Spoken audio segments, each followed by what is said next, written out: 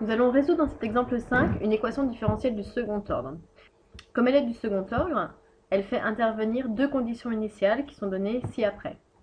Donc ça, c'est bien une équation différentielle du second ordre avec second membre, puisque ici, ce n'est pas égal à 0.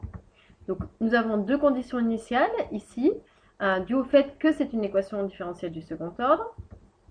Donc, ça va vouloir dire que nous allons nous intéresser à la deuxième colonne du tableau. Donc, vous vous souvenez, c'est le tableau que l'on a vu dans les vidéos précédentes. Donc, trois étapes. Résolution de l'équation sans second membre, recherche de la solution particulière, et la solution générale, c'est la somme des deux.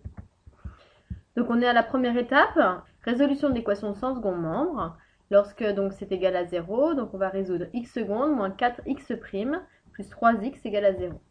Donc on est dans notre première colonne du tableau, donc on voit que ça passe par l'équation caractéristique, résolution du delta, trouver les solutions correspondantes pour conclure grâce au tableau. Donc, premièrement, on va devoir identifier les coefficients A, B et C. A vaut 1, c'est le coefficient de x secondes, B c'est le coefficient de x', donc B vaut moins 4, et C c'est le coefficient de x, donc C vaut 3.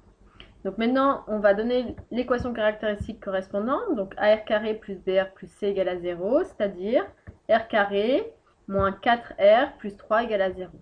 On va chercher ensuite à résoudre l'équation caractéristique avec le calcul du delta, qui vaut donc B carré moins 4AC. On fait attention à bien utiliser les parenthèses ici pour que notre carré porte bien sur moins 4.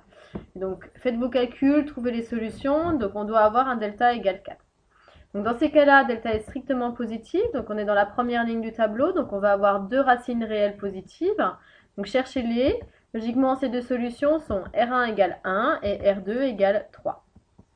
Donc dans ces cas-là, on est toujours dans notre première ligne du tableau, on va pouvoir conclure, puisqu'on a notre première racine qui vaut 1, deuxième racine qui vaut 3. Donc lorsqu'on va remplacer en appliquant la formule, ça va faire lambda exponentielle 1t plus mu exponentielle 3t. Donc exponentielle 1t, c'est exponentielle t.